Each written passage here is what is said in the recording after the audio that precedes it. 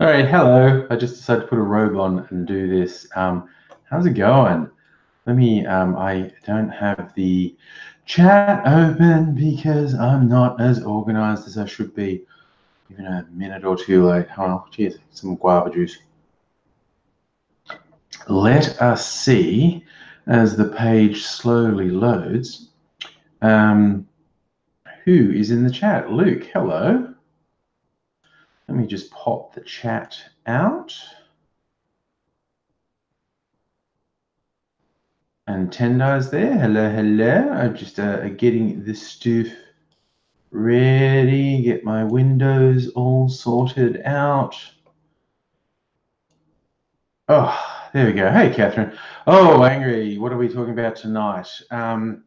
As usual, anything and everything. I think a fun topic. Excuse me while I adjust the webcam. I think a fun topic might be YouTube's changes to acceptable behavior guidelines and how they've been completely failing to manage the situation with Stephen Crowder. It's hilarious. Oh, Luke, you got a workplace crush. Nice. Just realized I'm on top chat, not live chat. I might be missing something. All right. Looks like orange juice. Guava juice. It's much redder. I'm always fascinated by the difference in the colors through this webcam and what I'm actually experiencing in real life. Hey, Elijah. Oh yeah, Tendai, fuck Crowder. He's garbage. He's shallow. He's a liar. He's a bad faith actor. He's a bigot.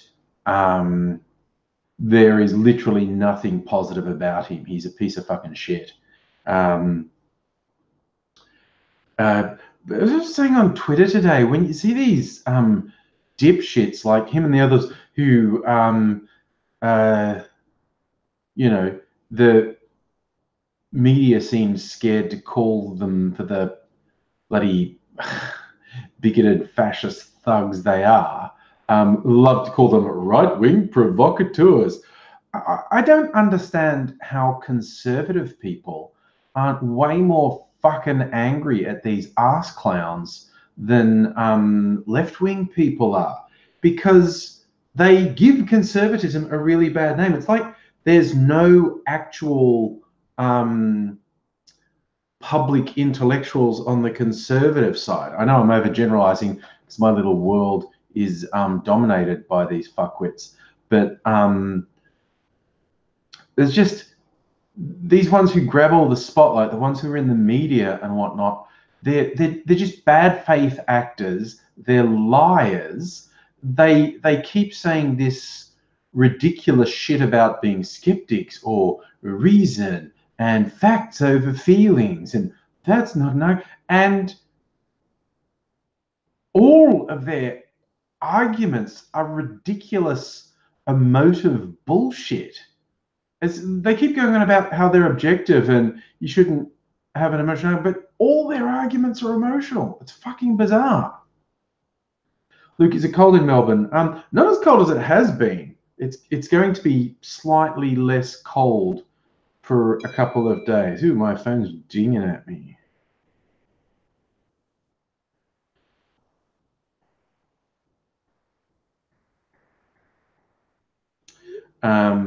Someone booking in their chauffeur service for the morning. Yeah, I don't understand why the right wing isn't ditching on. So, good evening to you or good morning to you at 5 a.m. I love me my insomniacs in other time zones or early risers sometimes. Sometimes it's people who are working not shift. Yes, Luke, I finally got my new phone set up. It took me just a little bit of time to iron it out, but I got there in the end. So yes, I got a phone, one of the iPhone X's. All right, we'll just look at this before. Okay, good to know. That's my morning sorted. Yeah, so there's a couple of features on the phone I like. Better camera for a start, and there's this thing I call clips. Anyone who follows me on Facebook maybe saw a little bit of video I played that had a cut sort of comic book overlay. Lots of potential. I want to try and maybe put more effort into a couple of videos. I mean, I enjoy the ones where I'm just ranting at the camera, but maybe want to put a bit more effort into one and use some of these effects and whatnot. I don't know what to do yet. I have to work it through. Yes, Dendo. That's a good summary. The world's on fire while those dickheads get kickbacks from the Koch brothers. I don't think, yeah, I've been seeing people talk about the doco when they see us online. I don't think it's screened in Australia. What was that, a network thing or on one of the streaming services? Because that's very US centric. It wouldn't be nearly as high profile in Australia. I've been watching season 2 of Happy because it's just become available on Netflix in Australia this week. So I've watched like 3 episodes of it so far. So it's messed up like the first season. Turns out it's on Netflix. Okay, I will see if it's on Australian Netflix maybe this weekend. Mrs. Angry actually has a training seminar thingy on Saturday and Sunday, so I'm left to my own devices. Probably going to binge watch a couple of things that she's not really going to be into. Agro Pixie, hello, how are you? Yeah, no, but it's good to know if it's on Netflix in the rest of the world, even if it's not on Netflix Australia yet, it will be at some point, probably before too much longer. Oh, I think what am I probably going to watch this weekend? The new season of Black Mirror, Chernobyl. Keep watching Happy, I think. Search the show Glitch. I've heard of it, but I haven't watched it. What's that one? Sounds very science fiction-y, just the name Glitch. I don't know if it is. Oh, look, YouTube announced that they're trying to be more strict with community standards.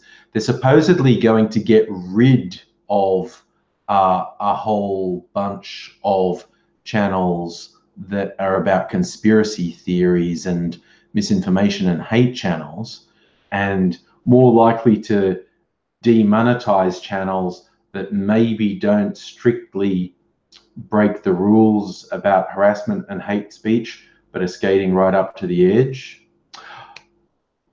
That's it. That's an Australian series, is it? There's like 2 seasons of that. I knew I'd heard of it. I haven't watched it, but I have sort of seen ads for it. Clapping for Chlamydia. Hello to you.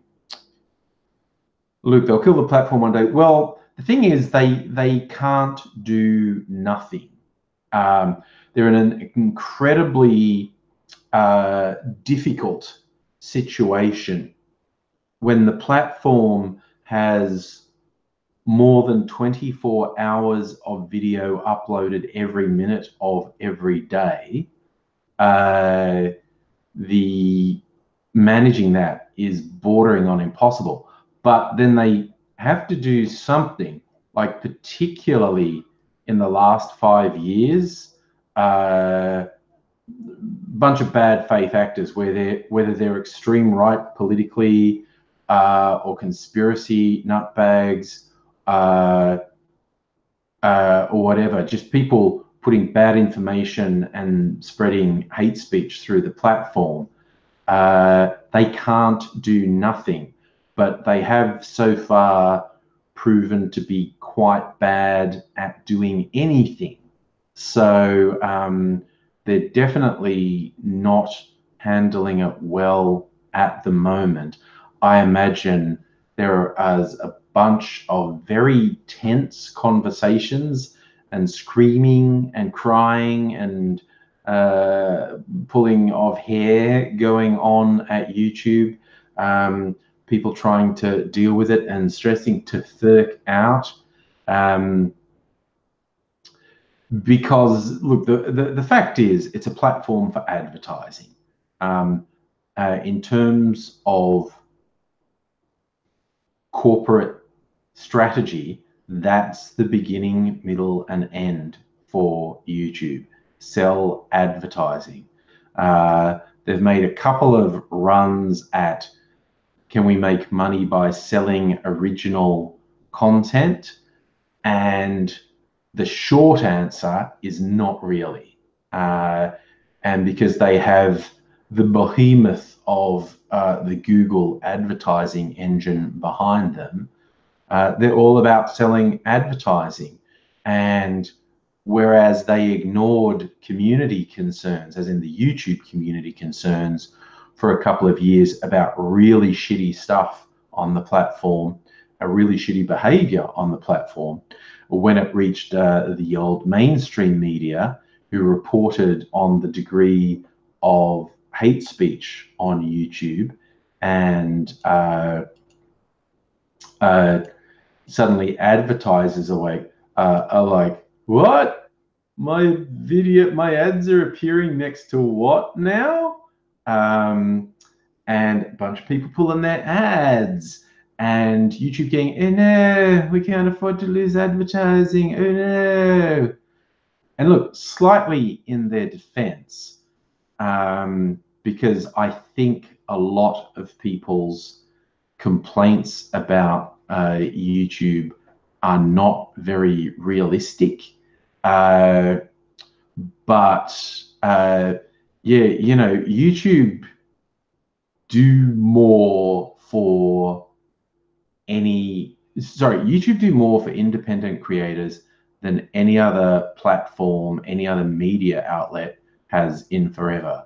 Like in the last decade, YouTube has paid out hundreds of millions of dollars to independent creators. And in fact, I'm probably understating how much they've paid out. So, you know, sometimes I feel like people need to cut YouTube a bit more slack than they tend to. But, oh my God, their fear and paralysis in the face of extremely bad faith actors from the extreme right and the conspiracy lunatic fringe, their inability to deal with that is absolutely stunning. Oh, Tendai, they absolutely have to stop putting their faith in the algorithm. We keep getting example after example after example of the all-powerful algorithm having absolutely appalling, very human flaws that were introduced by the programmers. The programmers who think they aren't biased unconsciously put all their biases into the algorithm. I mean, I've said it before on these live streams, I'm absolutely stunned that on the YouTube Kids channel, YouTube thought they could vet content by algorithm. They literally guaranteed parents the content on the YouTube Kids platform would be safe for kids, and then they didn't vet it. And so all that absolutely weird, freaky shit got on there. I think that is a far more egregious failing than their general failings on the platform. When you set up YouTube Kids and basically guarantee it's suitable for kids and then don't fucking control what's on there, that's outrageous, in my opinion. That's just absolutely ridiculous.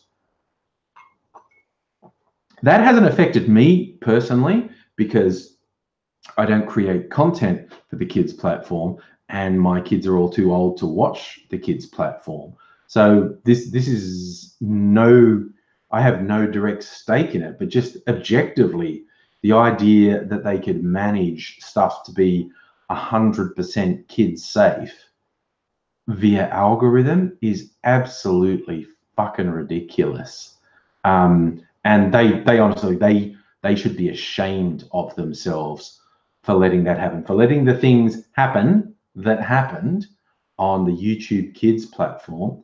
They should be absolutely ashamed of what they did. Sean, yes, in general terms, the last couple of years, certainly the last 5 years, the #1 mantra on YouTube has been watch time. And if you are a monetized creator, if you keep people watching your videos for longer than 10 minutes, you get a bonus. So everyone started making videos that were longer than 10 minutes. Bloody bandwagon jumpers. I mean, from the early days, that was my thing. I was, really into long videos, but that's like my rant videos, the usual single take, very long rant videos I made, and and they range from 15 minutes and up. But that's just a thing I always did. I didn't do it to cash in on the algorithm, but yeah, it's a thing people do if they sense a way to.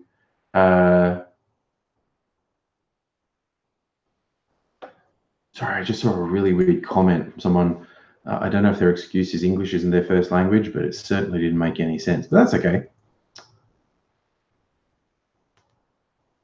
Yeah, Sean, you used to make the short videos. Back in the day when YouTube first started, the accepted wisdom was that people had short attention spans, particularly, the for late Gen X and younger, had such a short attention span, you had to keep your videos under 3 or 4 minutes or you were doomed.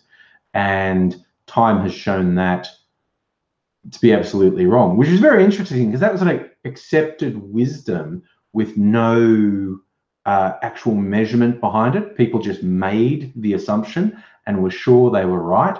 But after years and years of analyzing billions of hours, probably trillions of hours of video watching, YouTube found that no, people watch for a long time. If you engage them, they watch for a long time. I don't time my videos. I mean, like I said, if I get going on a rant, it probably goes for quite a while. Like I remember when I made on the weekend, I thought the thoughts I was originally going in with, I thought it would be about 10 minutes. And it ended up being 20 minutes one take. But then, I did one last night and it was less than 7 minutes because that's just how long I went to be. But it's quite common for my rant videos, like the TFU Friday particularly, but also to a lesser extent Wanga Fat Wednesday, tend to be about 15 minutes. That's quite a common. The Wanga Fat Wednesday ones are often shorter. They're often more in the ballpark of 5 to 7 minutes.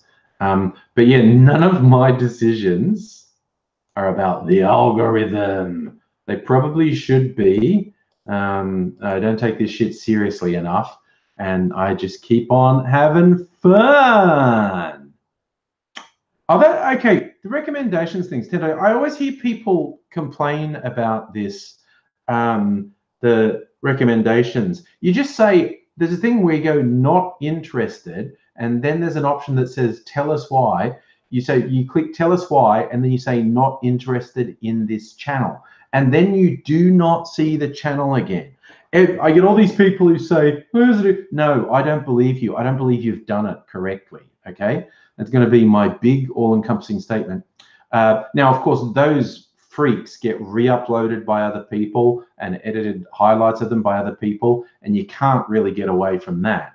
But individual channels you can get rid of, yes. Oh, Sean, you're making like 90-second videos. Geez, that's real old school. Short and sharp. Justin, where do I film my pre-recorded videos? We have a spare room, and it's, you know, the office studio. Mrs. Angry has a desk set up in there. There are a couple of bookcases in there. Mrs. Angry's electric piano is in there, which I got conned into buying years ago by young Mr. Angry when he was still at school. He was like, wanted to learn piano, and he did the please, and I got like a full-size keyboard, you know, like from JB or somewhere. And so that was expensive because it wasn't a, you know, half or three-quarter keyboard. It was a full-size electric keyboard.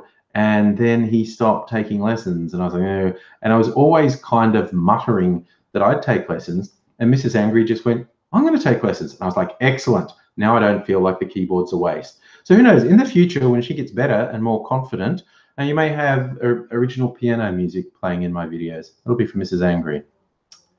Yeah, Luke, in my previous house, I was doing it in the shed. I moved about 2 years ago, and that house had a garage that had been converted. Before us, someone was living in that, but we used it as a shed. So I set up a studio, and I was the only one who went out there. No, because that was like you had to walk out to the backyard and in another door. And I was the only one who went out there. But now I do it in the spare room. Hey, Redis Scorpion, how are you doing? Yes, Catherine, you probably remember me complaining of going out to shoot videos in the middle of winter was far gone cold. I don't have that problem now because I shoot them in our spare. There is a garage here that again has been converted to a shed, but it's just full of shit. Even after 2 years, we haven't fucking sorted it. I really need to do that one. And I have no excuses. Like over Christmas, I had a break between contracts. And then early last year, I had a break. There was like a month between contracts. And I just farted around, man. I didn't do anything useful with my time. Hey, Stella, how's it going? Yes, Tendo, it's like the Angry Dome from Futurama, definitely. Yeah, the fact that I haven't unpacked stuff properly even after 2 years of moving is ridiculous, which kind of suggests that I probably don't need the stuff that hasn't been unpacked. That would be a very reasonable observation. Probably should throw it all out, but I just need to go through the boxes. I threw out so much stuff. I'm not, you know, a hoarder as such, but I do collect things. And like my weakness was books. I had quite a library. I had a lot of books, and I got super tough when we moved. And I threw out. I didn't throw out. I like gave them to a charity place because they were good books. I gave away like 90% of my books. I just kept my favorite authors. And these are books, I realized some of them I'd been hanging on to for decades. And I was like, oh, for fuck's sake, just go. Redis Scorpion. Yeah, okay, you have all the stuff in boxes too. Yep. Yeah, Stella, let's see, 6 months is a perfectly reasonable thing to say. 2 years, obviously, I have very little need of the things that are in these boxes, and I just should go through them and get really tough and go, throw it out. I just lack the focus, quite honestly. Hey, David, how you doing? Good to see you. It's, you know, it's one of those things. I lack the focus. I need like a life coach. I mean, I was going to make a joke and say Marie Kondo would freak out if she came into my house, but she wouldn't. She goes into way worse houses than mine. Yeah.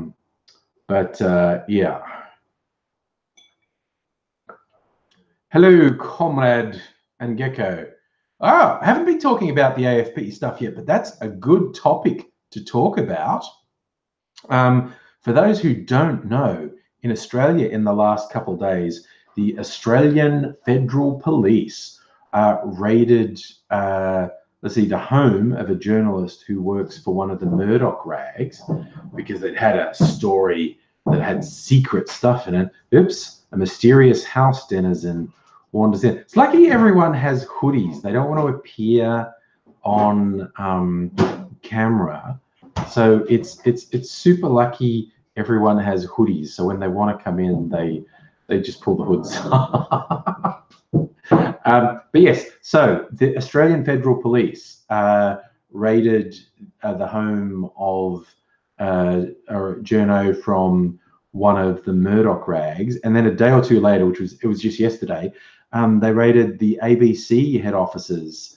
Now the journo had published a story, and this is like 1984 if George Orwell was into really obvious satire.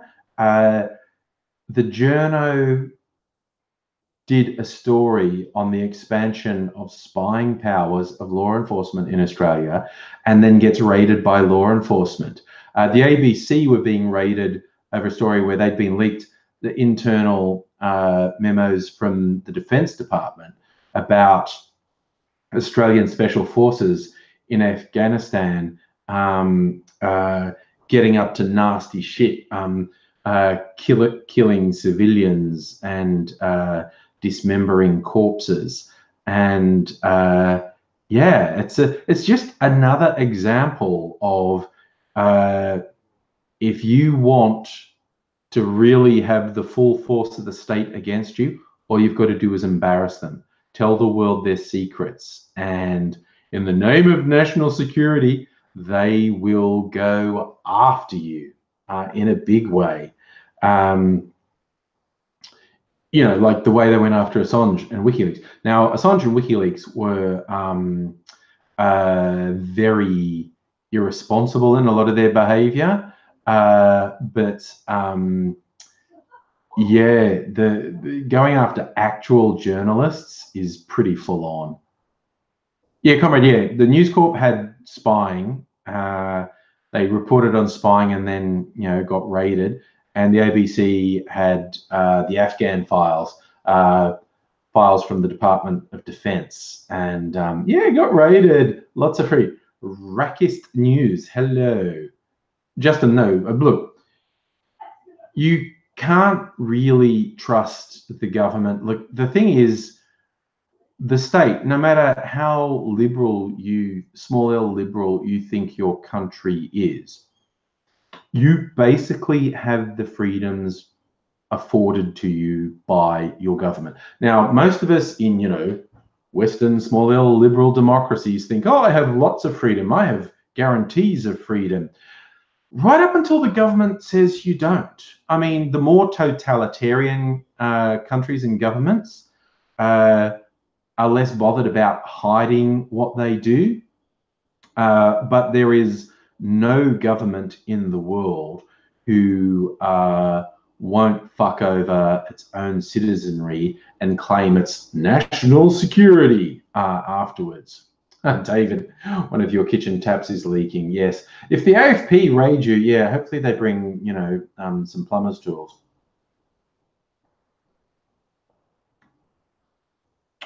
Stella. Oh my God. Speaking about tweeting, the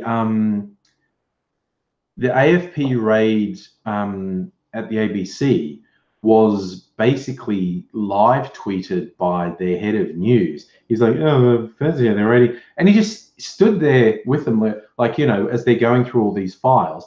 And he's just saying, oh, holy fuck. And at some point he goes, I think they just worked out on tweeting.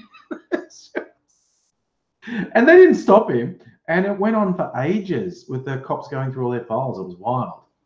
Gecko, that's why you have the Second Amendment, which is no defense whatsoever. You have the freedom that the government allows you, and they will curtail it whenever they want, as is shown by how aggressively the US government's going after Assange and WikiLeaks. But generally, they've all gone after anyone who's a whistleblower. You embarrass the government and they will fuck your shit up, basically. Oh, sorry, sorry, Gecko. I was thinking the First Amendment. Second Amendment, the right to bear arms. I don't know if you're joking, but that idea, and I know a lot of people trumpet it saying, you know, we've got to have weapons in case our government becomes totalitarian. It wouldn't last 5 fucking seconds against a totalitarian government. Brackets, what do I think about the Voxad apocalypse thingamajig? That is pretty vague. I actually don't know what that is. Yeah, Red Scorpion, you know, Chelsea Manning. The only one who realized what was going to happen was Snowden. He's going like, oh, I've got so much, basically proof of this out of scale surveillance, warrantless surveillance the government's doing. They're going to fuck me up. I have to leave the country and be somewhere they can't get me before this is all released. And so he had to give up his entire life because he thought it was worth it. He thought it was important that people knew the absolutely dizzying scale of the surveillance network. And he gave up his life to bring that out. So, holy shit. Rad Scorpion, is Manning still in prison? I thought she got let out, but I'm not sure. It's interesting. They're trying to tie the charges against Assange directly to Manning, saying, and that's the thing, they're not saying, because people, particularly journalists, saying like, no, it's a free speech issue, the WikiLeaks thing. So they've been very careful with the charges to say it's not about publishing the information, which is what the journalists say need to be protected. The major charges against Assange is that he helped Manning crack passwords. So they're basically saying Assange was actively involved in the hacking. So that's a very different charge to journalism. Okay, Rackers, that's what we're talking about. Yes, that was what we was talking about at the start of the stream, demonetizing YouTubers like that fuckwit Crowder. Yeah, and I made the point that they're kind of fucking it up at the moment, and they'll probably continue to fuck up. But YouTube's in a difficult place. They can't do nothing. That isn't an option. They have to do something, and they're clearly freaked out at the fact they have to do something because they don't know what to do. And they've been fucking tricked by all these bad faith actors who talk shit, and they're paranoid about being seen to be anti-conservative. It's not anti-conservative, it's anti-hate speech, it's anti-false information. It does my head in that people who describe themselves as conservative support these blatant fucking grifters. They're liars and bad faith actors, and they just talk brain dead shit. Justin, Israel Folau suing the rugby union. He's a piece of shit. He's a fucking wanker. His lawsuit's completely without merit. He's just desperate for attention, and all the fucking right-wing fucking culture warriors want to make a big thing about it. It's complete fucking bullshit. He's fucking garbage. Kaiju, I did get that you were being sarcastic there. Yes, the slaughter of Yemen is a good thing, so gay bashing is bad. Yeah, so it's just ridiculous. We're talking about Steyr rifles. See, you're getting into gun stuff. I don't know gun stuff.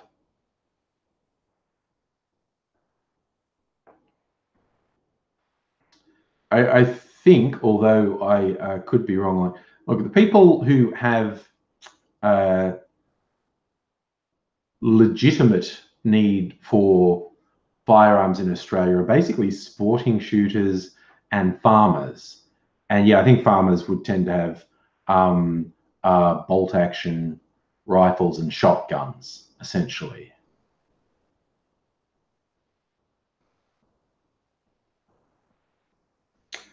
Regis, YouTube is not a major national news center.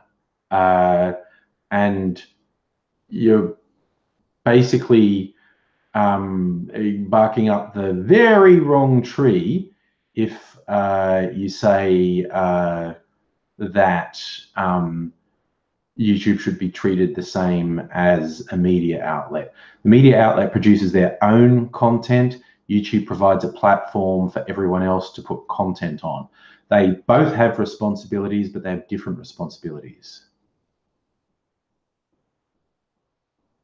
Gecko, there's a Japanese guy that said you can't invade the US, there'll be a rifle behind every blade of grass. Look, dude, it's never been tested. You stick with it if you want. I think it's complete and utter fucking horseshit. And there is a big difference between the 1,000,000 to 1 chance of an invading army invading the US and the US being a bit totalitarian to its own people. I personally think it's an utter fucking bullshit argument, but as someone put in there, it's never been tested, so who knows? I try not to speak in absolutes, but I'm also not shy about my opinion.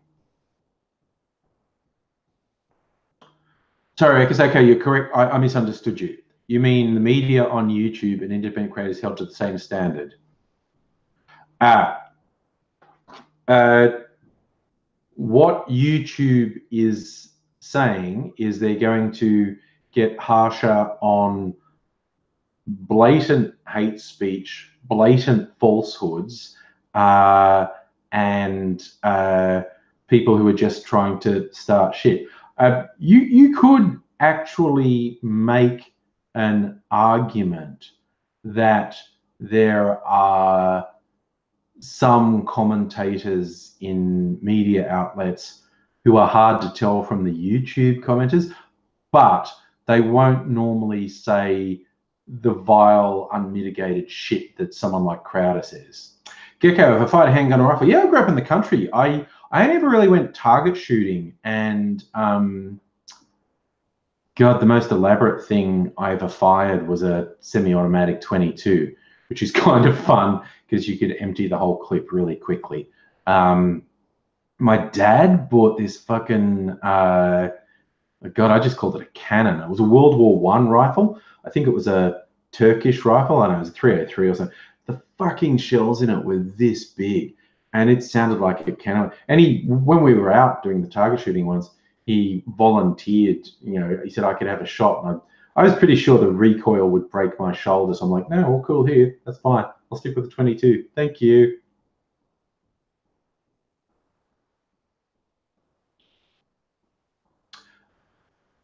David, you raise a good point that if YouTube and other platforms don't take a stand against hate speech, we've seen it radicalizes people and encourages them to commit terrorist acts and mass murder.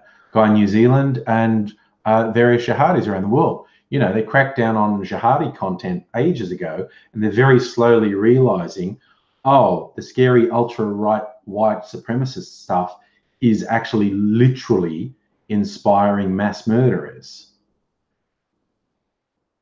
Gecko, some kind of Mauser. Is that something you fired? Or is the Mauser? That's the German semi-automatic pistol, yeah.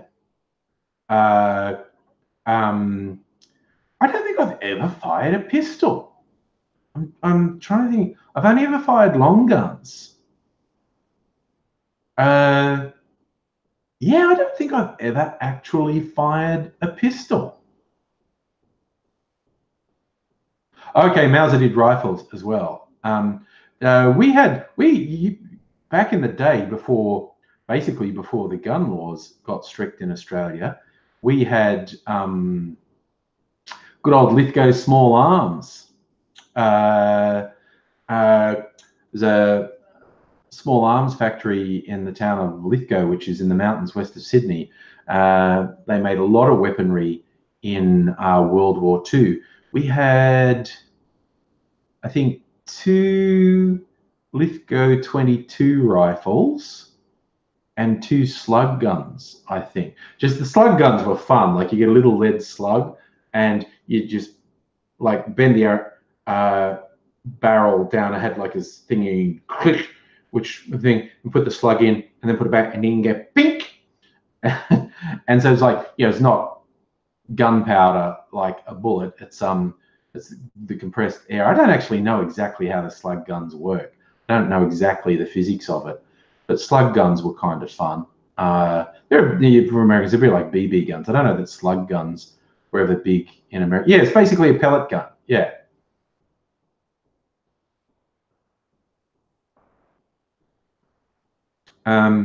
But yeah, my dad did get this big fucking cannon. And yeah, I don't even know what caliber it was. The gun itself was about, trying to remember, like 5 or 6 feet from butt to tip. It's like, it was a huge gun, 5 or 6 feet. And like I said, my memory of the bullets is they're like this fucking big. And I wasn't a kid, I was a teenager. So it was like this big. And it was like a fucking cannon then when it fired. And like we used to go out in the bush and go target shooting. So I got like a 22 and I'm plinking away at cans and whatnot. And my dad puts like a can up against a tree, and a tree that was about this thick. And this fucking cannon of his, the bullets ripped right through the tree. Like when you took a couple shots, then we went up to look, and he ripped holes right through this fucking tree, full on.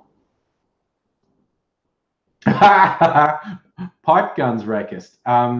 There's always someone who'll make pipe guns, actually. I don't know that there's a big problem with them.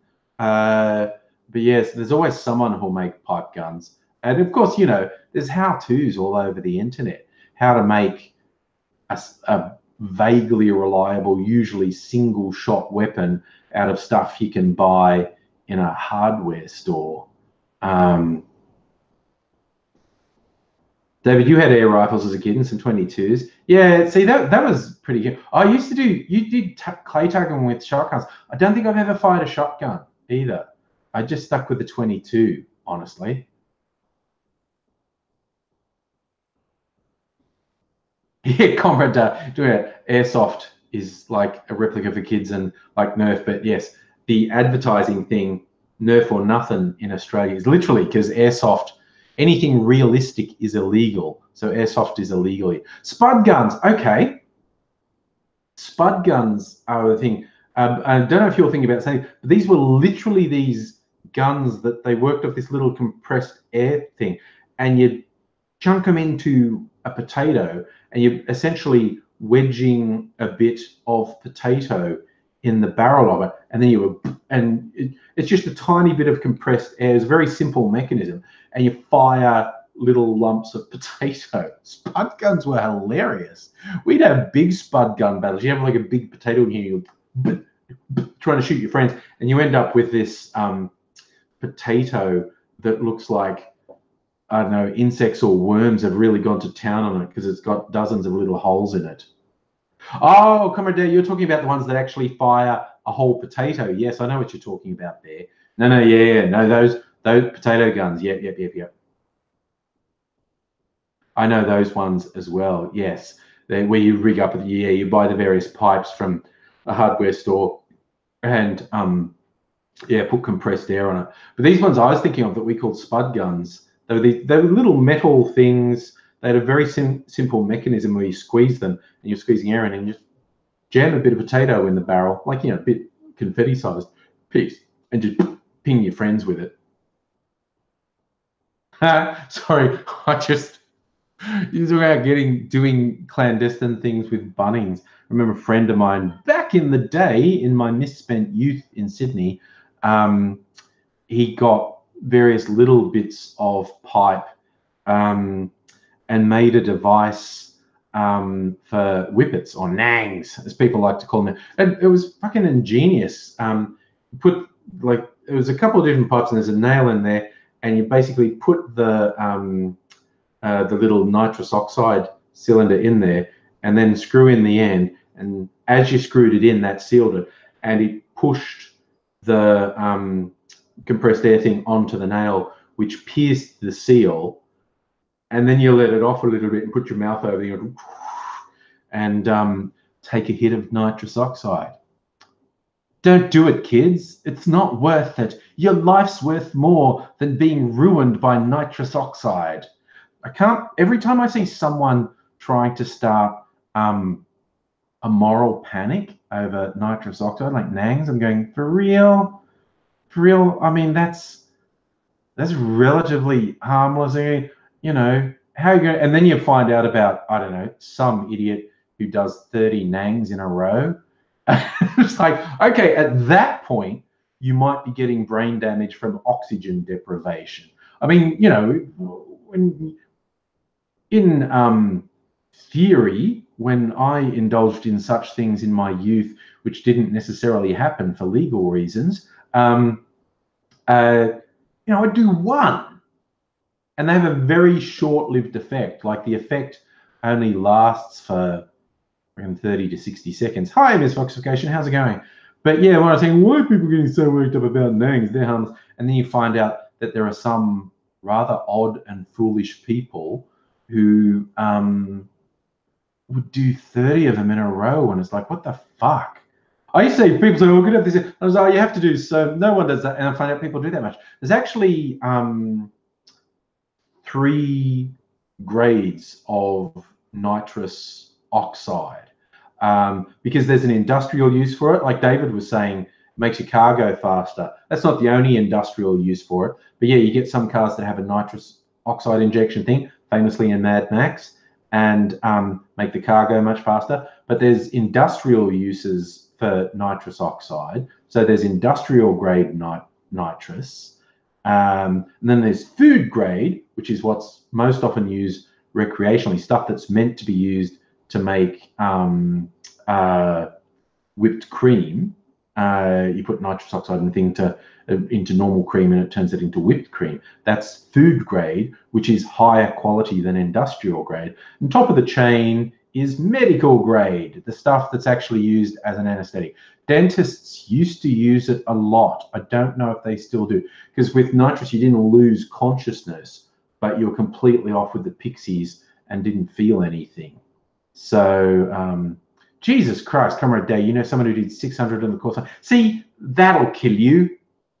600 of anything's going to kill you in a night. So that's why I always thought when people were having a moral panic over Nangs, I'm like, oh, come on, they don't hurt. You just do one, and a few minutes later you do. But no, if someone does 600 in a night, Jesus Christ.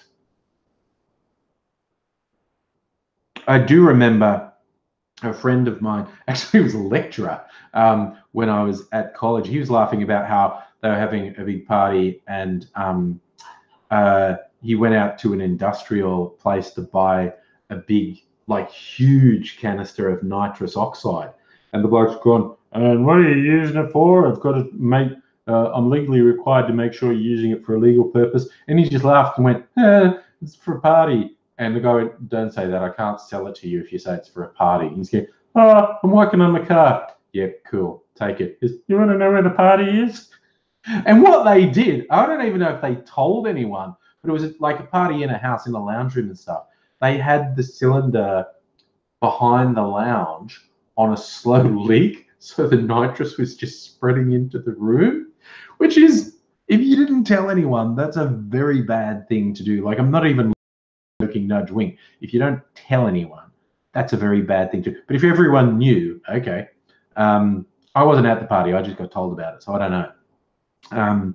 I am actually, yeah, no joking, no tongue-in-cheek, no nudge, nudge, wink, wink. I'm saying this for legal reasons. People who either try and force, whether it's alcohol or drugs on someone who doesn't want it, or try and trick someone into doing alcohol or drugs against their wishes, that's the fucking lowest of the low. Trying to spike drinks, yes, comment does, spike the air. Or even just peer pressuring someone into drinking or doing drugs is super fucked. I'm no time to think. Is it? No, it's not flammable. Red Scorpion. There was no like danger if someone lit up a cigarette. Oh, come on down. I saw that weird story. This was like people like Benjamin Franklin in the formative years in the US, and they found recreational uses for things like ether and shit. And they had big, upstanding founding fathers of the US, like Benjamin Franklin, who was a fucking deviant, used to have these drug parties where everyone would like pass around the fucking ether and go giggly. And yeah, that was it, Charlie. Someone really hurt. I don't know if they broke their leg, but I know someone seriously injured themselves and didn't feel it and didn't realize they'd hurt themselves. And so Benjamin Franklin's going, cool, that's interesting. Maybe doctors could use this, like field doctors could use it. And they ended up finding a medical use for ether. But yeah, Gecko, it's the old put a handkerchief in someone's face and say, does this smell like chloroform? Incidentally, little fun fact, you know how they always do the thing in movies with chloroform holding the cloth over someone's face and they go, that absolutely 100% categorically would not work. Chloroform's not strong enough. To actually put someone under with chloroform, you'd have to have the chloroform soaked rag over their face and you'd have to continue to pour chloroform on it. That thing they always do in the movies and on TV of just putting the rag over someone's face and they go, oh, no, doesn't happen. Doesn't happen. So if anyone tries to do it to you because they're dumb and don't know that, what you should do is struggle and go, and then fade away. And the instant they take their arms off, you punch them in the dick. And it's just like, Jesus. Yes, Justin, that's a good, fun fact that really surprised me the first time I heard it. A lot of the revolutionary founding fathers, not just 20s, they were like early 20s. They were there was a bunch of them who were under 25. They were starting a fucking country. They were going to war with one of the most powerful empires in the world. And, they're in their 20s. That's wild. That's absolutely wild. Gecko, a video called Nap Time. That sounds really dubious. And I say that in a very positive way. But it certainly sounds very dubious. I was just talking about phone. I know the thing about my bloody phone link just popped up on my screen to remind me. The thing that made me laugh about this phone link, it didn't go flawlessly setting up my new phone, but I got there in the end. And I did the thing where I set up face recognition, and that was a weird process. Like you got to turn your face around so it gets, because you've got the depth cameras and it gets you in 3D and whatnot. I said it's a security, but it would never ask me for security. It would never ask me for my passcode, or it would never ask me to do the face recognition thing. And I thought, how do I make it do it? It's really weird. And for a day, I was confounded. Like all I had to do, I just had to swipe up, and it opened the phone without asking for my passcode or without asking me to hold still for face recognition. And I go, it's not working. Why can't I make it work? And after a day, I said to Mrs. Angry, I can't make it do the face recognition thing. It just automatically lets me in all the time. And she just looked at me and went, is it pointing at your face when you do that? And I went, maybe. And so I just pointed it away and went, oh no, look, when it's not at my face, it won't. And it does it seamless. And that tricked me. It was so seamless. It tricked me. I thought that when I set it up, it would ask me every time, like hold still for, but it just does it. It does it really seamlessly. Oh, we laughed. We laughed at what a silly sausage I was. the bloody technology worked so well, I didn't think it was working. It's just like, oh my God, that's such an old man thing to do. Why isn't the facial recognition working? Ooh, no misfoxification. I haven't pointed it at a photograph of me. I will do that though. I'll put a photo of me on my computer and see what it does. Theoretically, that shouldn't work because it did the whole thing, because it's got the depth cameras on the front. It's got the 2 lenses, and it did the whole thing of turning my head around. And I've got it on the setting that I actually want it to, you know, look for attention and do the depth thing. So it shouldn't work with a photograph. But I am going to do that experiment. I'll put a picture of me on my computer screen and see if that'll open it. Not now. Oh, actually, I could do it now. Because I could do it.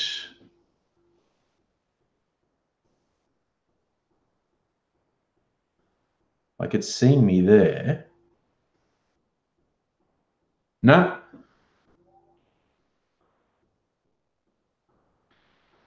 Although that's all washed out and stuff. I might do it with a high quality photo.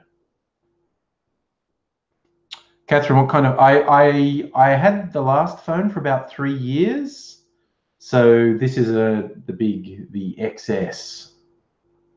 Like I think my previous one was a 6.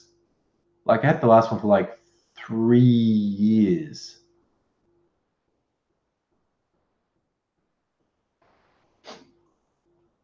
Oh, Gecko, you saying, did you see an IR laser at the camera when I did that? Ah, okay. That's interesting. Yeah, Miss Foxcatch, I wouldn't be surprised if an older phone was easier to crack.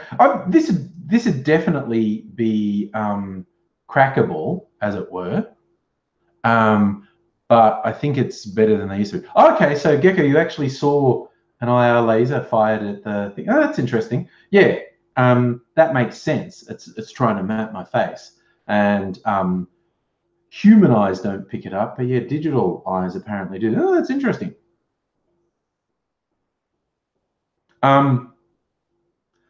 Biometric security and that stuff, that's face recognition, iris recognition, or fingerprints or whatever, is pretty useless if there's not someone supervising it. Like if you have a high security location, you need someone physically there as well, because if there's no one watching, if someone's trying to mess with biometrics, someone will mess with biometrics.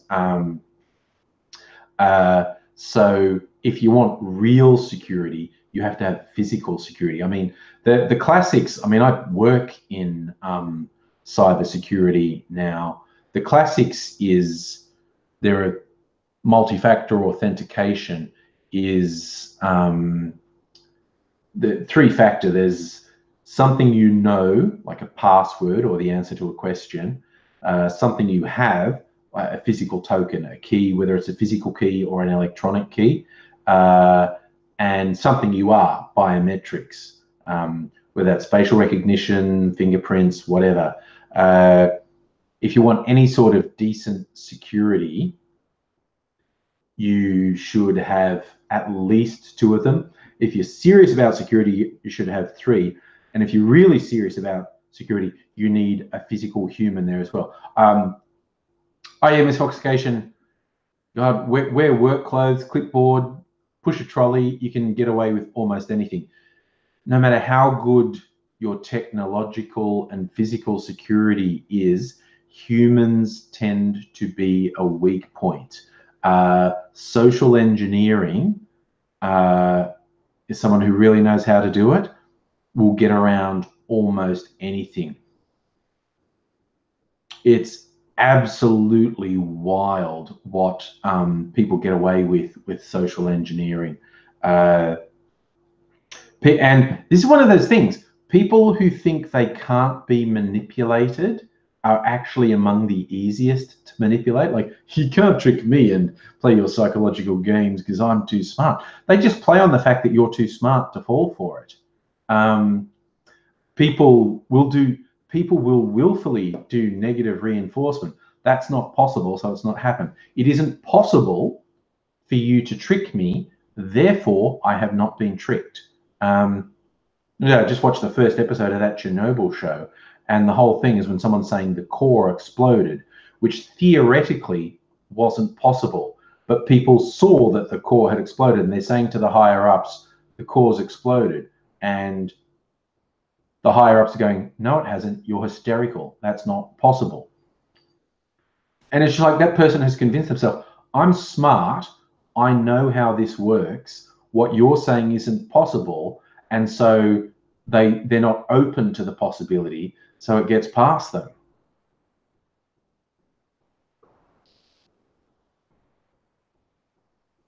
Ooh, that's a fun one, misfoxification. Getting past security, spray through a door gap or a heating pad changes the temperature and can unlock a door. Wow. Come on, Dave, you've got a friend who's paranoid about security. Rich suburb with many locks. Suggest grab. He needs. Okay, if you're paranoid, like if you're rich and stuff, you need security surveillance, which has its own shortcomings. But this is like physical locks will only protect you. So you look. The fact is, almost anything, if someone really wants to get into, they will get into it. You can make it difficult or annoying for them, and they might just go. The idea is like if everyone had the same security, it'd be useless. But the sad fact is, if you have some security, you're hoping it's enough to deter someone, so they'll go pick on someone else who has less security than you, which is a bit, harsh. But yeah. Yeah, and oh my God, because that's of course, because I'm working in IT security at the moment, it can be a thankless job because if you do your job really, really well, and so there's no incidents, you have to worry about the pencil pushers and the bean counters going, why are we spending all this money on security? It's not necessary. Nothing ever happened. That's the thing that I've seen that so many times in IT, people arguing, oh, we're spending too much money on security. Nothing ever happens. So we don't need to spend all that money. And the security people pulling their hair out, going, my God, it's only because we spend the money that nothing happens. It's like, you can't prove that you've done your job really well. You can only be seen to have not done it well. It's such a thankless job, IT security. It's like if you do your job really well, you'll be accused of not doing anything. And if there is a failing, if there's an intrusion, you're accused of not doing anything. Oh my God, it's so, ugh.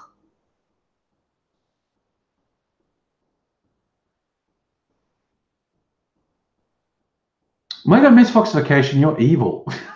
All these things you know how to break security. It shows that you're very good at your job. Stick a rubber ducky in the locked PC. Watch it unlock and dump a payload. Flip the screen, something wild, wild, wild, wild. Oh dear.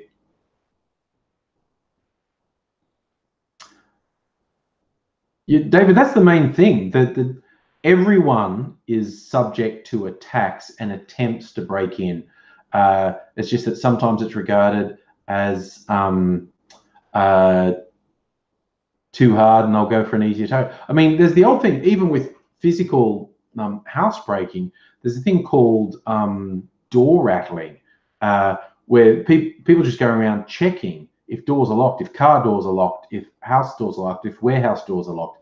And it's remarkable how often they find one that isn't locked.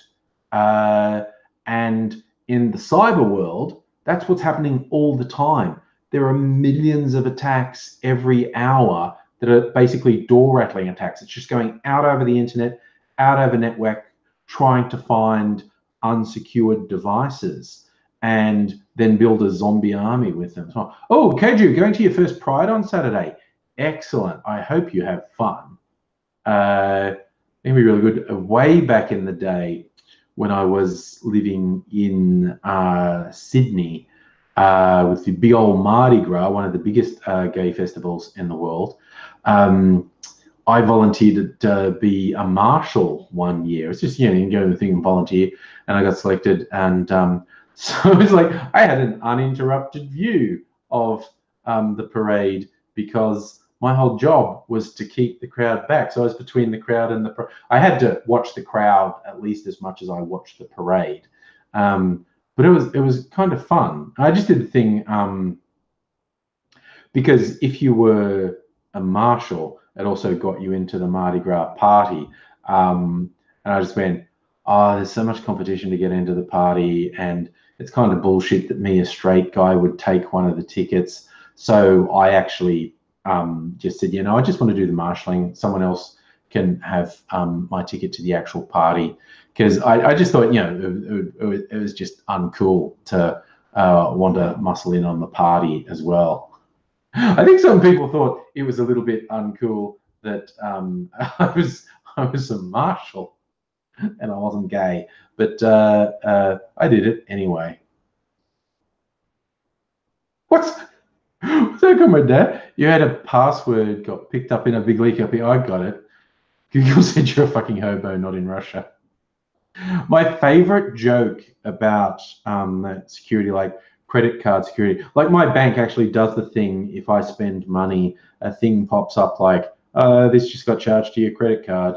And I feel like it's admonishing me. Like, really? You just spent $150 in a cocktail bar? Really? Really? Was that necessary? But it's, yeah, it's an anti-fraud thing. If money gets charged to my credit card, a thing pops up and tells me money got charged to my credit card. So I can contact them and say, well, than me. My favorite joke about that I read is, oh, I'm glad, comedian saying this thing where I said, I'm glad I had that in, because apparently, same time as I was buying a big screen TV in JB, I was also paying for a massage in a brothel in Thailand. But it really got me to thinking. And honestly, as soon as I got back from Thailand, I did buy a big screen TV from JB.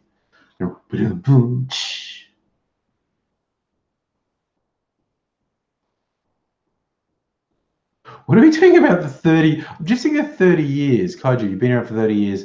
Oh, I see. You've been around for 30 years. Go to Pride before 30 years. And comrade, you're saying your 30 years isn't been kind. Yes, my 30 years have ravaged me a little. I just know it's not through Apple Pay, although my bank does do Apple Pay now. And I've never actually used it, but it's kind of useful to know that I can do it. That's just straight up my bank does the, it's a setting I put on the account, like, yep, tell me, I think it's locally, if it's more than $100, I get a notification. But if my credit card is charged for any amount anywhere else in the world, I'll get a notification saying, hey, you just got charged at this place in this part of the world. Is that you? It's always funny, like, you know, when if I'm going to like cafes or restaurants or bars or whatever, and I pay with my card, and they go, do you want a receipt? And I was like, I don't need one. Because as soon as they process it, my phone goes, bzz, again, yep, that's my phone telling me I'm a wasteful little monkey for spending that money. So I feel like it's a bit of I like it, but I feel like it's a bit of an ag. Oh yeah, Catherine, when you go overseas, you have to tell your bank, or they'll just block everything as suspicious activity. So you actually have to tell them if you don't want your life to be a misery. You have to tell them, like, I'm going to be overseas. I'm going to be in this country for this many things, okay? So don't fucking block transactions while I'm over there. It'll really screw up your holiday. Hey, look, I'm past the halfway mark. And it's a Thursday night. It's almost the weekend. I mean, honestly, that sounds like a justification for a cocktail. That seems like a completely reasonable thing to do. Oh my God, David, not only the old days when we used to pay for things in cash, because this what grew up with, but I always marvel with my parents, like, because, you know, banks shut at 4 o'clock on a Friday. I think someone said 5 o'clock on a Friday. and then there was no access to money. That was it.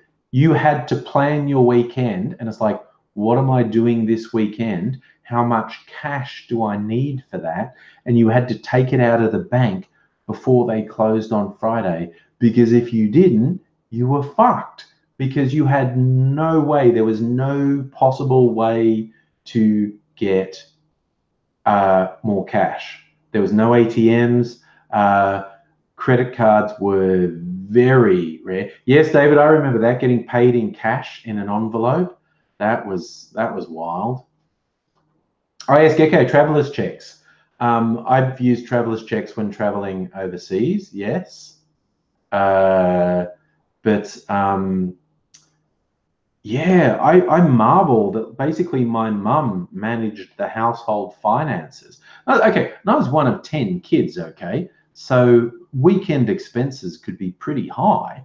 And my mum managed that. It's like, just planned and went like, okay, I'm going to have this much cash on hand for the weekend because there ain't no more cash. And I was like, wow. Come on, now you can just throw a card at the FBOS machine. I don't know. Throw the cash. You can throw your card at FBOS. I know you can do cardless withdrawals. I've not really been aware of people throwing their card at an ATM.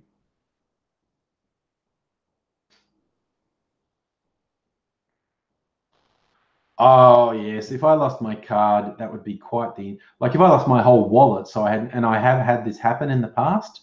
Uh, it can be a tough period until you get all your stuff back. It was yeah, no, that's a very unpleasant experience. Go right, it was high schoolers and uni students throwing the card. I don't know what that's about. I mean, I know. Okay, I guess there's a proximity thing. There's a chip in the card, and it's just a proximity thing. You don't actually have to put it in the reader. But actually throwing the card. Catherine, you still have a piggy bank. Oh, that's not funny. That's good.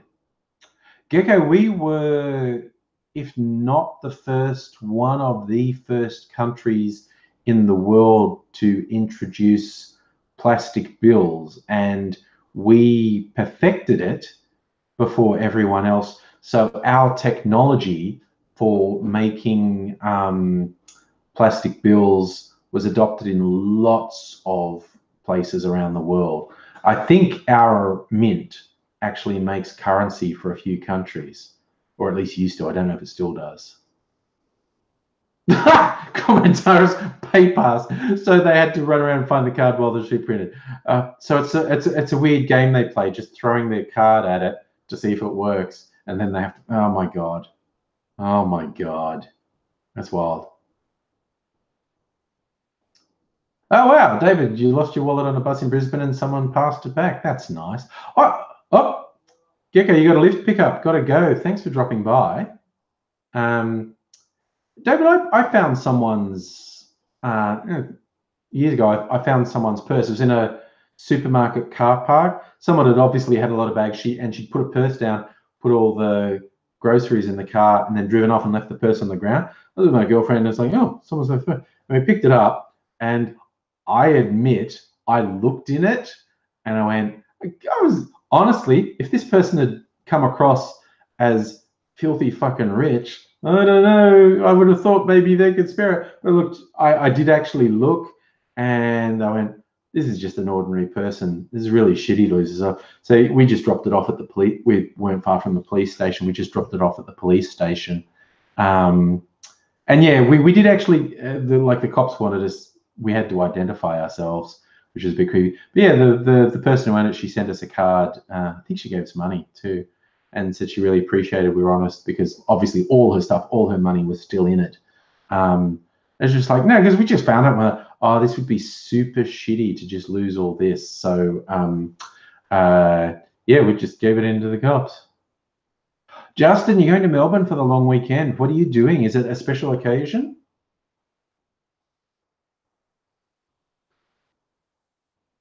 Comment, oh, you've had to chase people down for leaving money at checkout machine.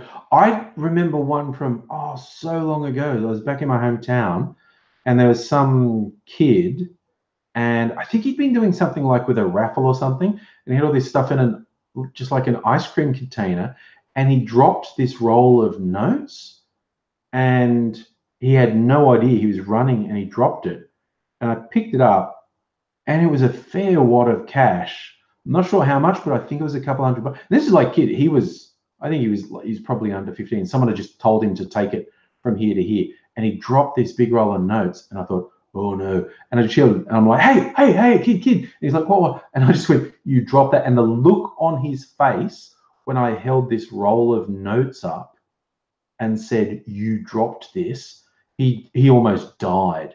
Like, he was so grateful I was giving it to him, but obviously his whole life flashed before his eyes.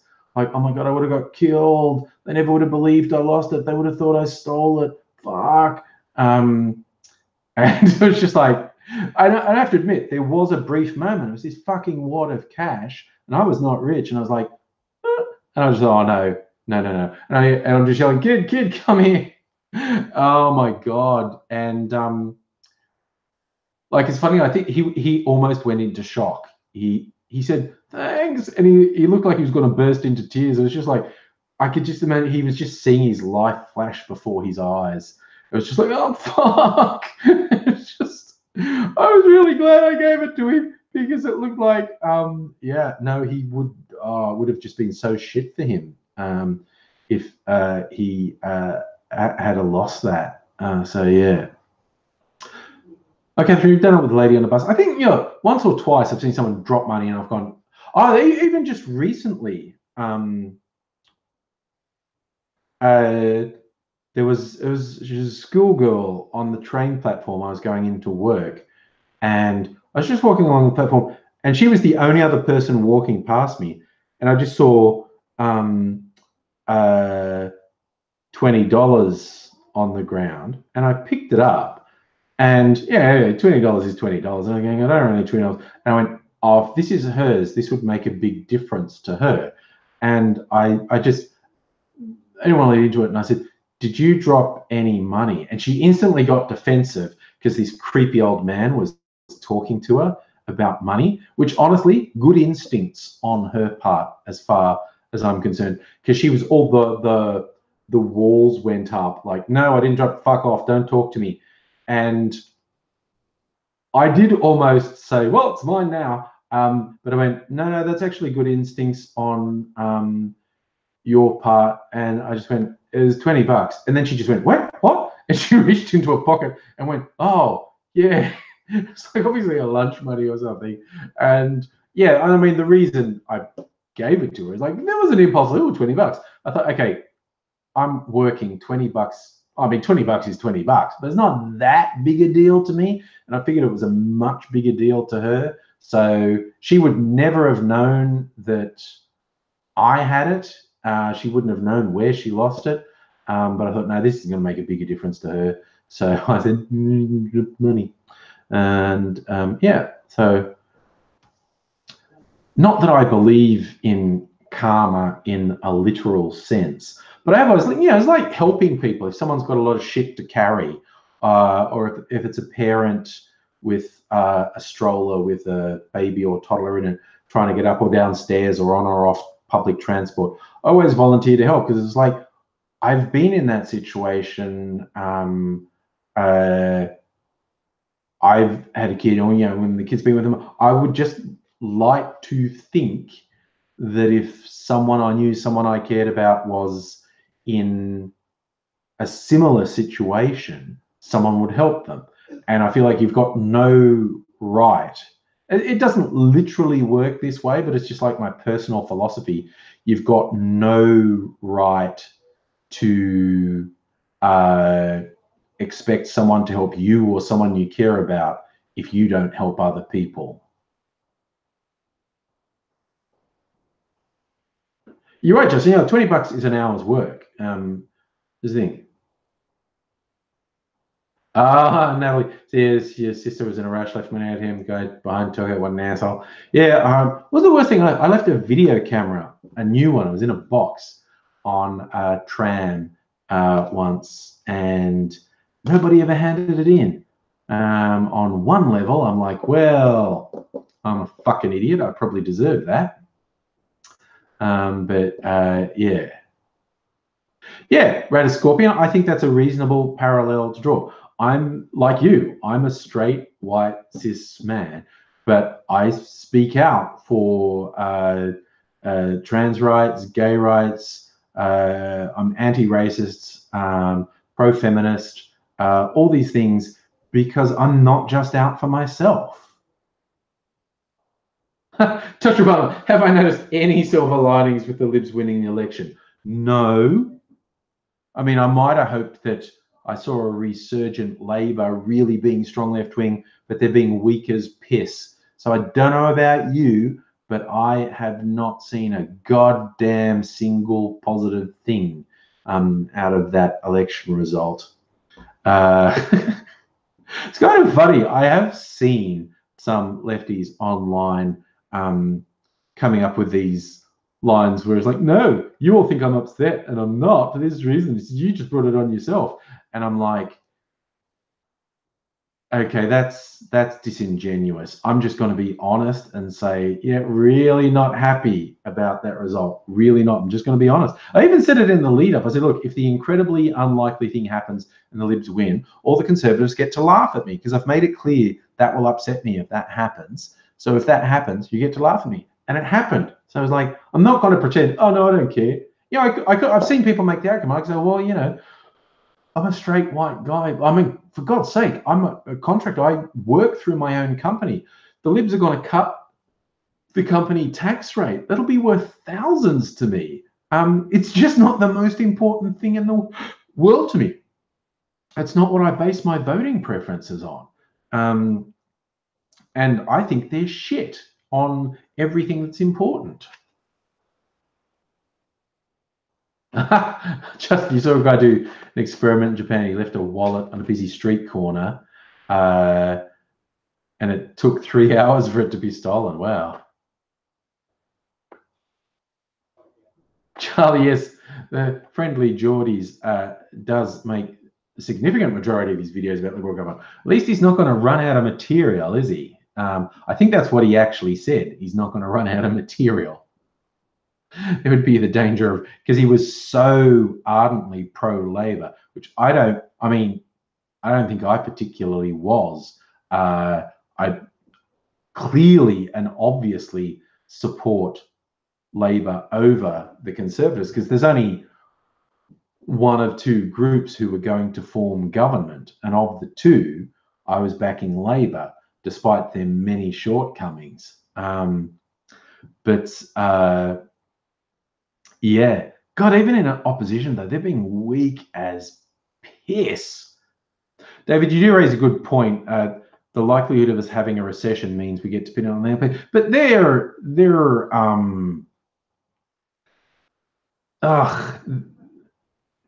not going to be shy about blaming Labor, basically, despite the fact it making no sense whatsoever. You wait and see if there's an economic downturn, which there is unfortunately a large chance of. The LNP will start saying why it's Labor's fault. That's just what they do. I think Geordie's a bit too pro-Labor. He's much more, from what I've seen, much more sort of orthodox down the line with a Labor Party line. Not really into intersectional politics from what I can see, which is a bit more my pace. Oh, God, Dr. Obama. No, that's the thing. Saying you'd think if the Liberals lead us into a really bad recession, which unfortunately seems quite likely, it would fuck up the idea that they are credible economic managers. But they never have been. It's always been a lie. The last 30 years, Labor have been better economic managers than the Conservatives. But it's just this ridiculous fucking lie. And they could completely fuck the economy because they've done it in the past. And yet this ridiculous concept that they're better economic managers is like a fucking zombie. It keeps coming back. Ridiculous. Oh, we're doing a crossbench. Who knows? Miss Foxification, you think people are going to blame Trump for the problems? How's the thing? Charlie, I think Geordie's is a bit class reduction. Yeah, it's weird because it's kind of obvious there's a big crossover in our views, and I don't watch that much of what he does, but I think, and again, I'd be prepared to be corrected by either him or someone who watches more of his stuff. I think it would be fair to say he rejects like the concept of intersectional politics. From what I have seen, he is incredibly dismissive of things that are about race or gender. He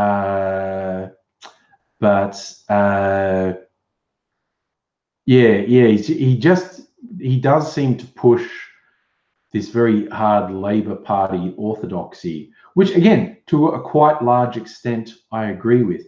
But I get the impression that he thinks the idea of intersectional politics is stupid. And personally, I think that's very short-sighted.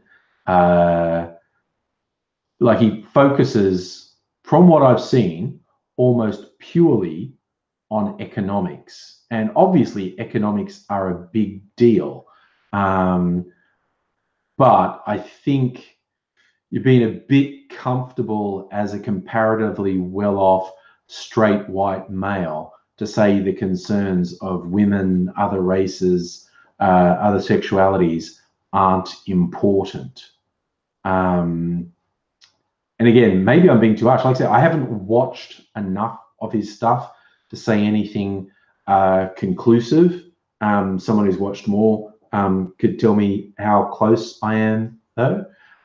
Charlie, he is good at being funny, actually. I would agree with that. Not that I laugh at everything he does, but I've seen him do funny stuff. He's definitely good at being funnies. Justin, you think I should have a sit down with Friendly George? I think he's probably too busy and has better things to do with his time than spend time with me, quite honestly. Oh, comrade, oh God, the Australian real estate manager. Yeah, okay, 60% of your income goes on rent. I'm renting, and like family house, it's like it's a, well, I suppose it's a 5-bedroom house, actually. 4 rooms used as bedrooms, and the 5th room is, you know, our office and my studio and whatnot. So I guess it's a 5-bedroom house. That's $3,600 a month. So that's a big old chunk of money, not that far shy of $1,000 a week. So yeah. Yes, David, it's really depressing when you say 60% of your work week is making someone else rich. And it's just like, look, there should not be a single tax break for buying property. There should. Oh, look, maybe for a first home buyer. I'm not that averse to some support for first home buyers. But the idea of there being financial incentives for people to buy a 2nd, 3rd, 4th, 5th, 6th, 7th property is absolutely fucked. Catherine, it is a big place. This is an expensive suburb. Caulfield is an expensive suburb to live in. The 10 years previous, I was in East St Kilda. I was living in a place that was, because it was old and run down, it was probably 20 to 30% below market. So I was getting a bit of deal on rent because it was quite run down. But it just kind of reached breaking point, a combination of these places getting really run down and the landlord is an absolute fucking idiot. Like, honestly, we were such good tenants. We're such good tenants, and we paid rent and we didn't complain and we weren't trouble and we didn't trash the house. But this guy was a fucking lunatic. Always, and he changed estate agents over that 10 years. I think he changed 3 times. Like, I think we had 4 different real estate agents. And I really feel like part of it is because he kept wanting the estate agents to be harsher on us. And they were kind of saying, don't be a dickhead. They're really good tenants. And and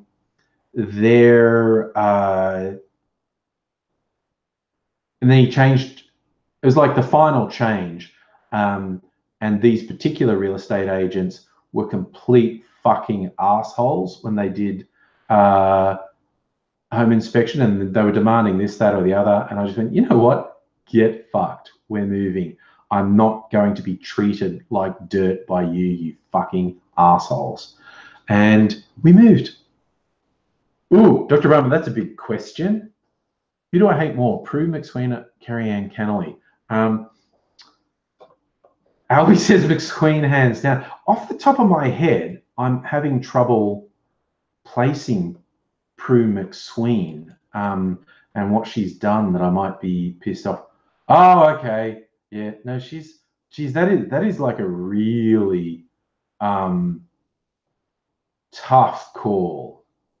That is a tough call because Kerry-Ann Kennelly's been more in the public eye recently for saying absolutely vile, stupid, bigoted shit and incorrect, absolutely incorrect shit. So on top of just being awful and vile and bigoted and shitty, she was also factually incorrect. And yes, Prue McSween, clearly awful. I just can't put my finger on something she's done recently to piss me off. Justin, what's my view of Christina Keneally? She's a politician. She's from the right wing of the Labor Party. I don't have any particular antipathy to Christina Keneally, but I don't have anything particularly positive in feelings towards her either. Yes, I do remember that, Dr. Barber. Kerry-Ann Kennelly saying ridiculous shit about Bill Shorten. I mean, like, seriously, she's just been saying shit that is so fucking stupid. It's just like embarrassing when people say stuff that extreme and that stupid. It's like embarrassing. Holy cow, that's a good backstory, David. Parents came to Aussie in 58, 12 years of saving to buy a house for cash, or renting at the same time. And they had left school at 12 and 14 in the UK. That's hardcore, old school, working class. Ooh, that's another good question, Dr. Obama. Do it before old school, like Hawke era Labor or current Labor? It's just that current Labor's a fucking limp one that's been left under the sink and gone a bit moldy. I mean, okay, Keating and Hawke did a range of good things, but they also quite aggressively pushed neoliberalism. You know, they were a better Liberal Party than the Liberal Party, basically. But they did a bunch of things that I'm in favour of. You know, I really wish Kevin Rudd wasn't an asshole. Kevin Rudd showed so much potential and he had such a good team. But from what insiders said, he didn't sleep enough. He slept less than 4 hours a night, and it made him really grumpy and irrational. And anyone will tell you a sleep schedule that bad will fuck you up and fuck your temper up, and you'll become impossible to work with. And he just got so obnoxious and so impossible to work with that his party turned on him. Then Gillard, in my mind, proved to be a very good prime minister, did an amazing job with a minority government.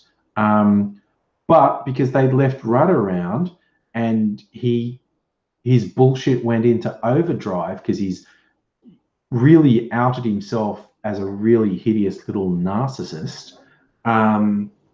And the media loved it and fed the fire. And fucked everything up. So I wish I was in an alternative universe where Kevin Rudd wasn't such a fucking arsehole. And I'm with you, Ms. Foxification. I would vote for an arsehole before I'd vote for an idiot. I would vote for a Rudd-led Labor government long before I'd vote for a Liberal government led by fucking anyone. Because he was, when he wasn't falling apart, quite competent. See, David, I don't think Shorten hanging around in the background for Labor would really be a problem because he's a loser. He is a major fucking loser. And, okay, I'm always very cautious about saying no one in their right mind because all the political parties have done ridiculously stupid shit that no one in their right mind would do, and they do it repeatedly. But I will go there, even with that disclaimer, no one in their right mind would make Shorten leader again. And I agree with you, Ms. Foxification, he's not toxic like Abbott. I don't think he would cause trouble, and I don't think anyone in Labor want him as leader again. And I think if he started doing the shit that Abbott did, they would fucking neck him. Because he's not that, he was never that popular, and now he's a fucking loser.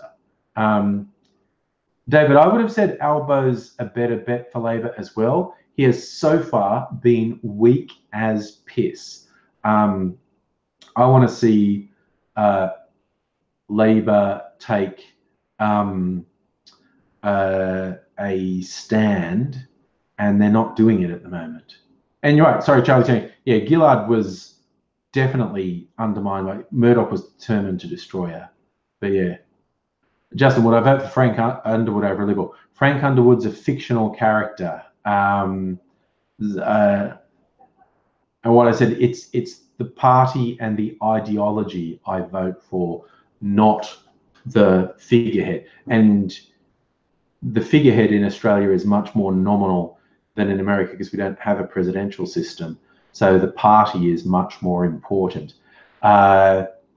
If there was someone who worked their way to head of the Labor Party with the sort of devious machinations of a Frank Underwood or a Francis Urquhart, we, the public, wouldn't know. We would have no clue they did it. So yeah, I'd end up voting for them because I'd have no idea what they were doing. We just wouldn't know. Albie, Labor's not only terrible at selling their intentions, Labor's terrible at having intentions. Labor has, I feel like Labor hasn't committed to a goddamn thing since Gillard. Again, so whoever said that she was underrated, I agree. Dr. Obama, Gillard was underrated. The strategy adopted by Shorten in opposition of going, I'm not that guy, looked like it was going to win, which actually depressed me because Shorten had never bothered to stand for anything meaningful in any extended way. There were occasional sparks from him, but he was never a leader. He was never inspiring. And I'm glad I'm on the record as saying that in the lead up to the election, I wasn't a Shorten supporter, never had been, but I trusted the Labor Party team, and I wanted Labor to go into power. So I'm glad that I can sort of hold my head up and go, look, I actually said he was shit. And his whole strategy of I'm not that guy was a bullshit strategy. And I found it depressing that it looked like it was going to work. Didn't in the end. Who knew? Virtually no one knew it wasn't working. Yeah, and David, I agree. Labor need to take a solid stand. And so far, Albo is doing this piss weak stuff of, oh, I think we have to be nicer to big business. Like, fuck off, man. They don't need any help. Yeah, Albie, the messaging in the election was shit. I mean, again, the Murdoch media were incredibly concerted in their effort to stop Labor from winning government, and against all odds, they succeeded. So yeah. Oh yeah, you're right, Mr. Foxification. If the disturbingly likely recession happens, if they campaign purely on economics, and again, they just have to point to their fucking record. The Liberals are bad economic managers. They always have been. This stereotype that they're good economic managers and Labor is bad economic managers is absolute bullshit. And it's just been perpetuated, and it's ridiculous. So yeah, yet another recession under Liberal. Like, we missed the global financial crisis because of this spending thing that Labor put in place. When it's really important to know when the Conservatives say, "Oh, Labor just spend." They spend on infrastructure. They spend on health. They spend on education. They spend on welfare. The fucking Liberals blow the economy on tax breaks for people who already have the most.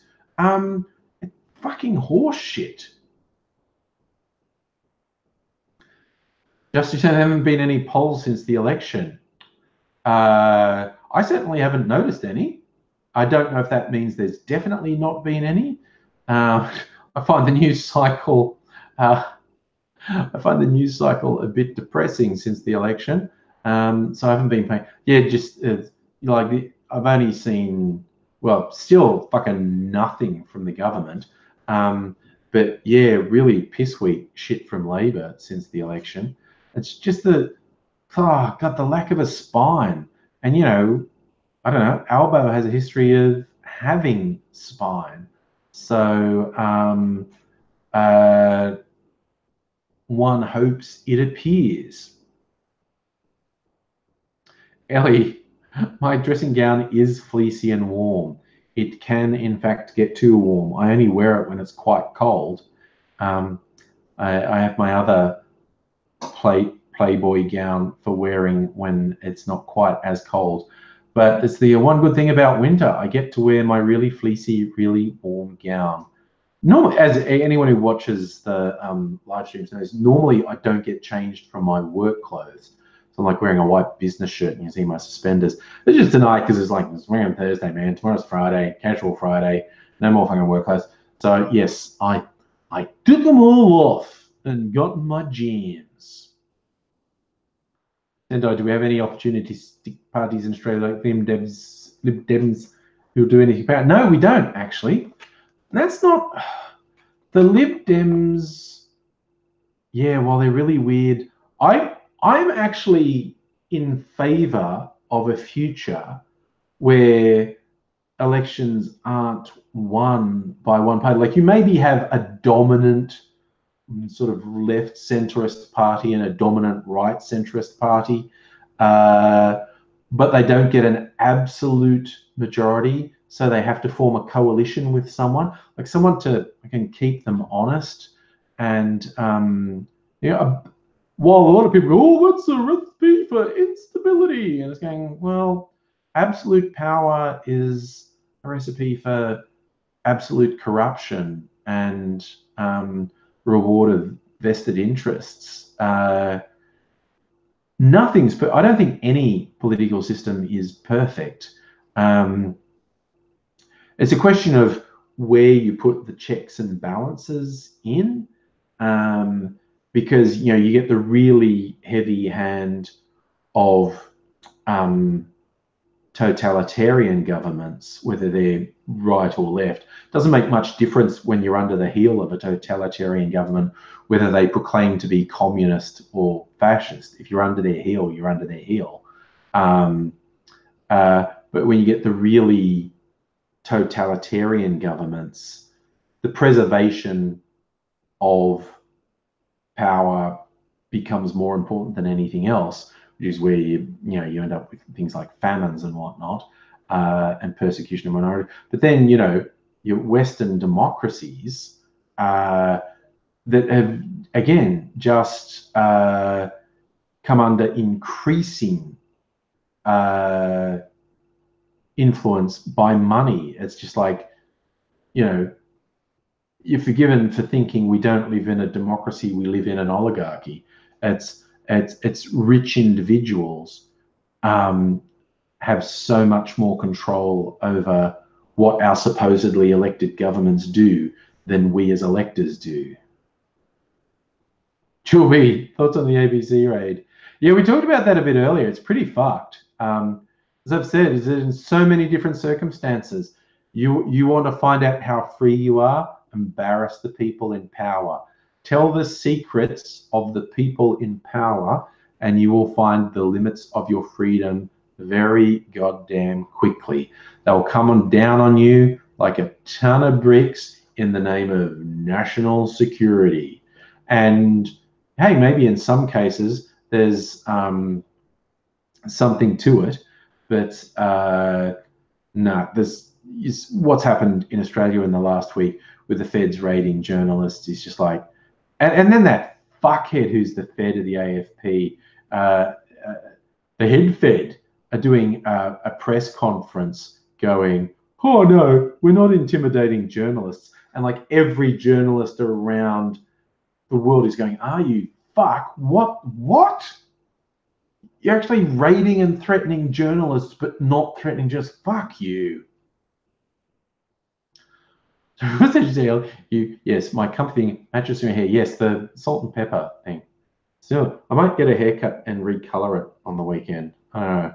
Because I haven't bothered to recolor my beard for ages. I think this is basically the color I'd be up here if I didn't color anything, which I might just do one day. I might give up on the vanity, but I'm a pretty vain person, so who knows? Oh, Natalie, America does do it. I mean, these raids this week on the ABC and on the Murdoch journo have been very high profile and very jackbooted. But if you're a whistleblower in the US, you're fucked. You are fucked. And that's whoever it's under. Like, you know, Bush was really bad. Obama was actually worse for secrecy and punishing whistleblowers. And, you know, the Trump White House is just a fucking madhouse. Nothing they do makes sense. Yes, David, I like that as a summary of the whole thing. How shit is Peter Dutton? And was it both Dutton and Morrison? It's saying, of course I didn't know they were doing those raids.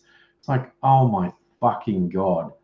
So the feds are going to do something that is going to have national repercussions, but the government doesn't know anything about it.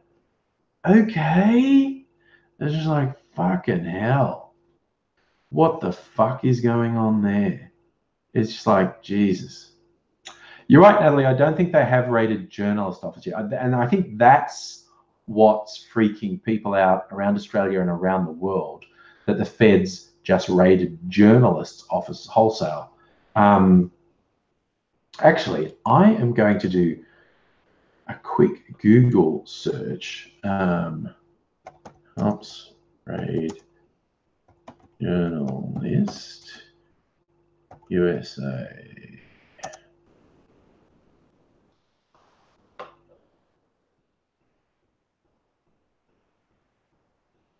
Yeah, of course, you know, the immediate Google search is all on the stuff.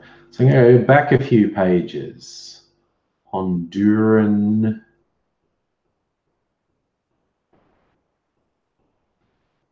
police raided a Gizmodo editor.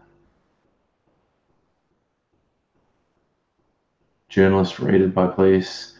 San Francisco Police Department raids journalist home to find out who leaked a death story. So yes, in simple terms, US police do raid journalists. When they say someone leaked, I'm going to do it. It's just, I don't think they've done a raid on the scale of the ABC offices. David, that's what I always say about Dutton as well. I'm not saying he's dodgy, but he was a drug cop in Queensland. Queensland police force one of the most notoriously corrupt police forces in the world. The drug squad, the notoriously most corrupt division of any police department. And Dutton quit the force just before a retirement payout would have been due, and he seems to own a lot of properties, but I'm sure he's not dodgy. I mean, like I said, just because he was in the most notoriously corrupt division of the most notoriously corrupt police force in the world, I'm sure he personally is completely clean. I'm sure there is nothing at all shifty to be seen if a serious investigation was done on time. Yeah, Ellie, I just never made the cocktail, and I'm about to go to bed, so I'm not going to make one now. This is just a thing I realized that I was going to make one, like almost an hour ago. I said I was going to make one, and I didn't, and I just kept going. Who knows? Crazy town. But it's a long weekend, so you know, I might be getting smashed on. I think I found a place because I don't have to go to work on Monday. I think I found a place to go out to on Sunday night. Mrs. Angry's doing this training thing all weekend. I'll probably come home from work and have a couple of cocktails tomorrow. Maybe have a couple of cocktails on Saturday night, and maybe go out somewhere on Sunday night, have a couple more cocktails. So yeah, maybe it's good that I didn't do one tonight. Don't want to get too crazy. Don't want to do too crazy at all. I mean, very crazy, but not too crazy. And I'll hopefully find Aidsy this weekend. He's been too unwell to come over to my place. So I kind of have plans. Young Mr. Angry is going to Comic-Con on the weekend. And I'm going to drop him off Sunday morning. And I've got to do domestic. I've got to do my laundry. So the exciting one. You might think I'm a sexy, high-flying YouTuber with a wild jet set life. Yeah, on Saturday I mainly think, geez, I've got to do the laundry. Yeah, I've got to do my laundry on Saturday. I've got to do that at some point. And it's hopefully not raining this weekend, so I can actually hang it outside and it'll dry. But there are a couple of things I want to do. I wanted to catch up with Aidsy, and there is a cafe that's selling yard T-shirts, yelling at racist dogs. And I really want one, and that's over the side of town where Aidsy lives. So I was thinking of picking him up and going to this cafe.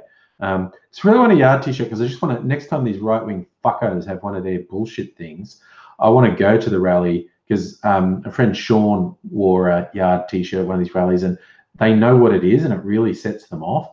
So I want to go wearing a yard T-shirt and holding a milkshake. I'm not even going to yell at them, let alone not going to throw the milkshake. Not even going to yell, but I'm going to have a camera and just see how much it sets them off, how sensitive they are. It's like, it doesn't hurt to make them think you're going to throw a milkshake at them. I'm not just going to sit there with a milkshake. Just make eye contact. Make a lot of eye contact with them. Like, yeah, I got a milkshake, motherfucker. Your Achilles heel, your kryptonite, a milkshake. God, it's so weird that a milkshake has become a symbol of the resistance. It's just that it humiliates them. It makes them look stupid, and their reactions to it make them look stupid. It's fucking hilarious. So, Justin, I did actually see that report. Prince Charles had a 75-minute talk to Trump trying to convince him that climate change is real. Conceptually, that's hilarious. But when I think about the reality of it, that's some weird purgatory bordering on hell.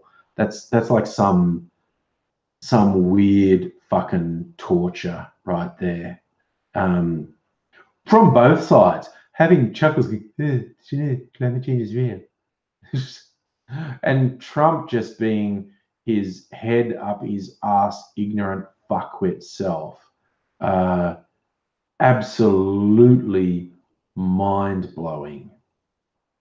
It's just the concept of wasting time on Trump is hilarious because he's completely disingenuous. He's a liar. Everything he says and does is in bad faith. The idea of expending emotional or mental energy on him to say, this is supreme important, this is one of the most important things in the world today. This is the continued existence of human society we're talking about here.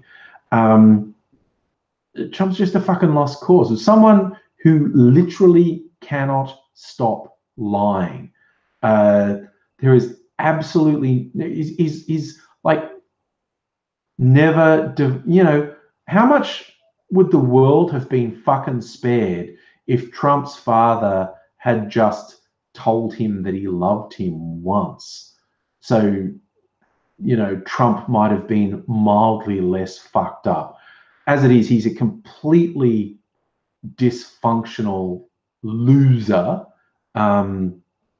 who didn't develop emotionally beyond about 5 years old and didn't develop intellectually beyond about 10 years old. Ellie, do I live in Dulwich Hill? No, that's my old, that's Sydney, isn't it? Isn't Dulwich Hill Sydney? I feel like that was my old neighbourhood in Sydney. I live in Melbourne, well, like Caulfield. But I feel like Dulwich Hill is kind of I'm blanking out a bit. But I used to live in the inner west in Sydney, places like Redfern and Newtown and Ashfield. I feel like Dulwich Hill is it's New South Wales. Yeah, Marrickville. Yeah. So Dulwich Hill was broadly the neighbourhood I used to live in some 20 odd years ago.